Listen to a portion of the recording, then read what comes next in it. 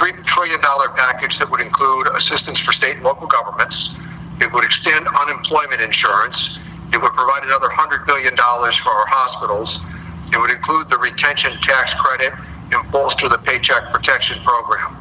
If we don't act, or if the Republicans in the Senate don't act, this would mean that up to 25 million people could lose unemployment insurance. Cash flow is everything. So we are unlikely to buy into anything that Senator McConnell puts out that does not extend some shape and form to unemployment insurance, more money for our hospitals, the retention tax credit, state and local government assistance, and clearly to make sure that there's flexibility in the Paycheck Protection Program.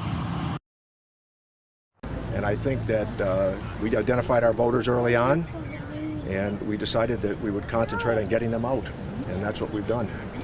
Well, I've delivered for this district. I mean, issues big and small, many of you have covered them over the years.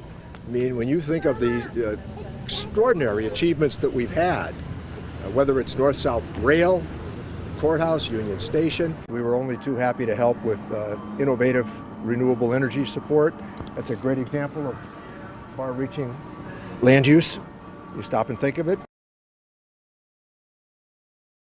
The mayor skillfully made the request, and we honored it, understanding that this is a really good and important time for infrastructure upgrades across America, particularly as it relates to water. We're going to have to continue the subsidies for the Affordable Care Act, and I also think that a reasonable border policy makes a good deal of sense.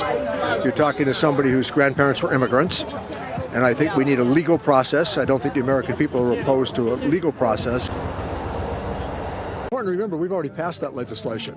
So it's sort of an academic conversation when you say we're going to do more about something that was already passed. Ed Markey and I were in Holyoke years ago before anybody was even talking about the problem, and we actually cemented legislation that came from my committee during my time as chairman that passed.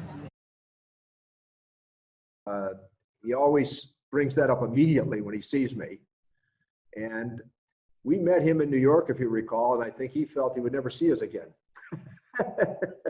And we gave him a pretty tough time after that about Ireland. Our hospitals received hundreds of millions of dollars, and that included the hospitals in our area.